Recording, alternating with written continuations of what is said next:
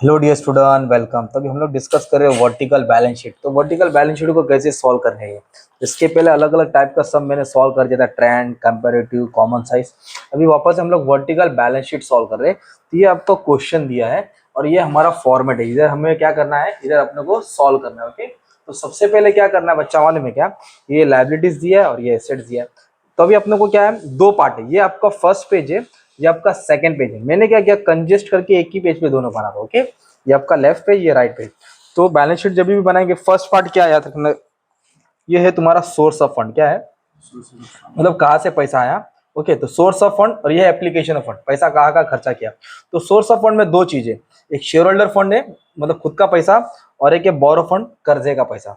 Share holder fund का मतलब होता है तुमने पैसा खुद का लगाया, और बोरो फंड बोला तो कर्जा लगाया।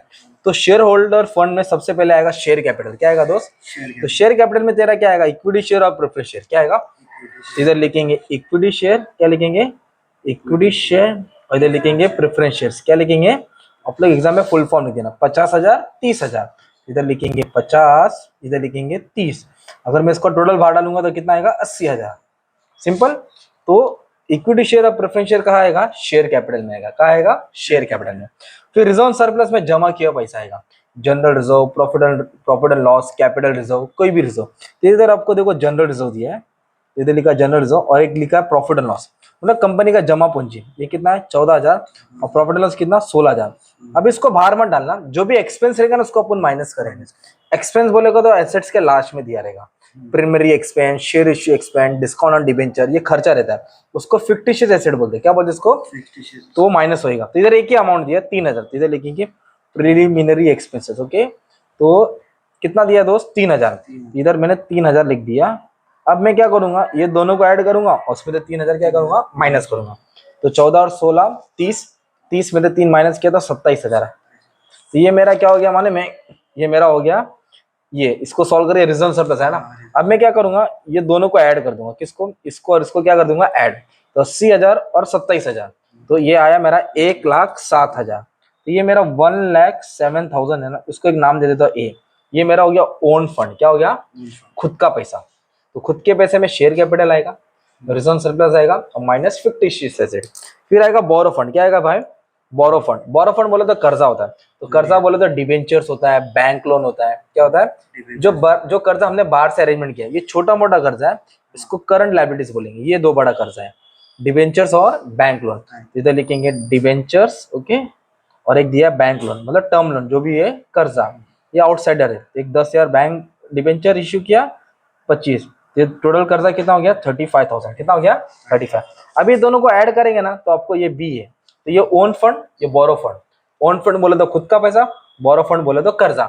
जब इसको ऐड करेगा आपको एक टैली अमाउंट मिलेगा। तो मान लो अमाउंट मिला 1,42,000, उसको बोलेंगे कैपिटल एम्प्लॉयड। क्या बोलेंगे, तो वो कभी भी कैपिटल एम्प्लॉयड ना, दिमाग में दो चीज याद रखें, ओन फंड प्लस बोरो फंड, ओन फंड प्लस बोरो फंड। तो ओन फंड में क्या है, share capital, equity share, preference share, फिर जनरल रिजर्व, प्रॉफिट लॉस, और जो भी एक्सपेंस था वो क्या गया, माइनस किया। और बोरो फंड बोले तो कर्जा, डिबेंचर्स और बैंक लोन। अभी दोनों को ऐड किया, ए और बी को, तो आपको मिला कैपिटल एम्प्लॉयड। ये अमाउंट तुम्हारा यहाँ मैच होएगा, 1,42,000 तुम्हारा यहाँ आना चाहिए, तो मतलब हम लोग जीत गए। अभी सोर्स ऑफ फंड मतलब शेयर होल्डर फंड, बोरो फंड, खुद का पैसा, उधारी का पैसा। एप्लीकेशन मतलब फंड कहाँ का लगाया, फंड कहाँ का इस्तेमाल किया। तो इधर तीन है, फिक्स एसेट, इन्वेस्टमेंट और working capital. Fix asset, investment, and what is working capital, current asset minus current liability. Fix asset बोले तो दो होता है, टेंजिबल और इनटेंजिबल। टेंजिबल जिसको देख सकते हैं, इनटेंजिबल जिसको नहीं देख सकते। इधर दिया है, देखो ये क्वेश्चन है, कैश। क्या लिखा है, तो कैश भी आपका एसेट है, पर वो छोटा मोटा एसेट है, इसलिए उसको करंट एसेट में डालेंगे। क्या डालेंगे, कैश तुम्हारा करंट एसेट में आएगा। लैंड एंड बिल्डिंग, क्या बोला, बंगला, गाड़ी, bank balance, land and building, ये बड़ा एसेट होता है, फिक्स एसेट, टेंजिबल। फिर बोला प्रीपेड एक्सपेंस। क्या है, तो प्रीपेड एक्सपेंस एडवांस छोटा मोटा एसेट, उसको बोलेंगे करंट एसेट। क्या बोलेंगे, करंट एसेट। ये है प्रीपेड एक्सपेंस। ओके, कितना दिया है, 10,000। कितना दिया है, 10,000। फिर बोला है स्टॉक। क्या बोला है, स्टॉक भी छोटा मोटा एसेट है, वो भी करंट एसेट में आएगा। इधर लिखेंगे स्टॉक, कितना है, 30,000। प्लांट एंड मशीनरी, बंगला, गाड़ी, bank balance, plant and machinery तुम्हारा फिक्स एसेट और टेंजिबल में आएगा ना। तो कितना दिया है, 52,000। कितना दिया है, 52,000। फिर बोला डेटर्स। क्या बोला है, डेटर बोले तो कस्टमर होता है, ठीक है, और वो एसेट्स होता है। क्या होता है तुम्हारा, एसेट्स, करंट एसेट में आएगा, 10,000। फिर इसके बाद बोला बिल रिसीवेबल, वो भी करंट एसेट में आएगा। कितना दिया है, 8,000। फिर बोला स्टॉक, वो भी किधर आएगा, करंट एसेट्स में आएगा, करंट एसेट्स में आएगा, ओके 10,000। मार्केटेबल इन्वेस्टमेंट, अगर सिर्फ इन्वेस्टमेंट बोला रहता ना तो ये इधर डाल देता अपन, पर ये मार्केटेबल बोले तो शॉर्ट टर्म होता है, शॉर्ट टर्म मतलब करंट एसेट, शॉर्ट टर्म बोले तो इधर लॉन्ग टर्म इन्वेस्टमेंट आता है। ये तुम्हारा मार्केट वाला इन्वेस्टमेंट, मार्केट में इन्वेस्ट किया शॉर्ट टर्म के लिए 30,000। फिर बोला प्रीपेड एक्सपेंस, क्या बोला है, तो दो दो बार है गया, तो अपन ने लिख दिया, तो इसको वापस से लिखता नहीं हूँ मैं, इसको हटा देता हूँ, हो सकता है क्वेश्चन मैंने मिस्टेक किया हो।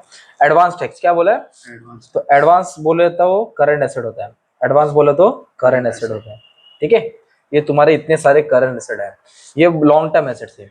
इन्वेस्टमेंट आ गया नहीं, अभी करंट लायबिलिटीज कहाँ मिलेगा तुमको, लायबिलिटीज में मिलेगा, ये बड़ा कर्जा है ना, इसको लॉन्ग टर्म लायबिलिटीज बोलते हैं, ये शॉर्ट टर्म है, overdraft, tax, creditor, bills payable, तो इसको उठा के यहाँ पटक दिया, ओके, ओवरड्राफ्ट दिया है, ओके, टैक्स दिया है, क्रेडिटर से और बिल्स पेबल है। अब इसका टोटल ले लूंगा, कितना है दोस्त, ये 18,000 है, 18, 16, 4, 4, ओके, 18, 16, 4,000 और 4,000। अब इसको बैलेंस करेंगे, कैसे सॉल्व करेंगे आओ मैं बताता हूँ। तो पहले फिक्स एसेट को सॉल्व करेंगे, किसको, what is fix asset, tangible और इनटेंजिबल। तो इनटेंजिबल है क्या, नहीं, तो इसको जब ऐड करेंगे तो 92,000 है, क्या है, तो तुम्हारा हो गया फिक्स एसेट, क्या हो गया, ये तुमको एक मिल गया। इन्वेस्टमेंट है क्या, नहीं। अब अभी हम लोग सॉल्व करेंगे working capital, what is working capital, current asset minus current liability, ये तुम्हारा करंट एसेट से, ये तुम्हारा करंट लायबिलिटी है, ये दोनों को क्या करेंगे, माइनस करके अमाउंट बाहर आने वाला है। तो फटाक से टोटल मार देता हूँ, कितना, 6, 10 और 6, 16 हो गया, ओके, 16 और 30, 46 हो जाएगा।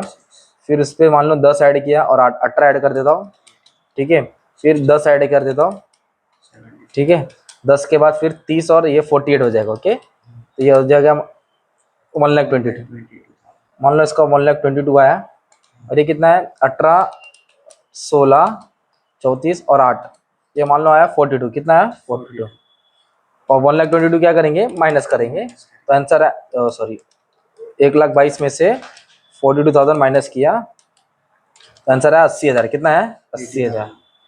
अब इसको सॉल्व करेंगे तो आंसर सेम आना चाहिए, तो अपना कुछ मिस्टेक हो गया है, तो मुझे चेक करना पड़ेगा किधर गलत किया है। कितना है, 18, 16, 4, 4 है, ओके, कैश कितना 6,000। हाँ स्टूडेंट, मिस्टेक मिलेगा क्वेश्चन में, मैंने स्टॉक का 2 अमाउंट लिखा, 30 और 10, ये स्टॉक गलत है, ओके, तो 30 वाले को हटा देता हूँ, है ना, 10 वाला रहेगा, क्या रहेगा, 10 वाला रहेगा। तो ये 122 था, इसमें से 30 हटाना पड़ेगा, तो 30 हटेगा तो ये 92 आ रहा है, कितना आ रहा है, ये 92,000 है। सिंपल मिस्टेक मेरा मालूम पड़ गया, मैंने क्वेश्चन गलत लिखा, चलो मान लो करंट एसेट करंट लायबिलिटी, तो what is working capital, current asset minus current liability, इसको सॉल्व करेंगे तो 50 आ रहा है, कितना आ रहा है, अब 50 को और 92 को ऐड करेंगे तो 1,42,000 आ गया ना अपना। तो ये अपना फॉर्मेट याद हो गया। तो ये source of fund, application of fund, source of fund मतलब पैसा कहाँ से आ रहा है, एप्लीकेशन बोले तो कहाँ लगाया, तो ये शेयर होल्डर फंड आएगा। तो जिस तरह मैंने स्टार्टिंग में फॉर्मेट प्लेन रखा था, एक बार वीडियो को बैक करके उसको रीड कर लो, तुम्हारा पूरा नाम याद हो जाएगा। इस तरह सम को सॉल्व करते हैं, तो अलग अलग कॉलेज को 15 मार्क का 12 मार्क का आता है, तो आपको रेडी रहना चाहिए सम सॉल्व करने के लिए। Okay, thank you very much and all the best for exam.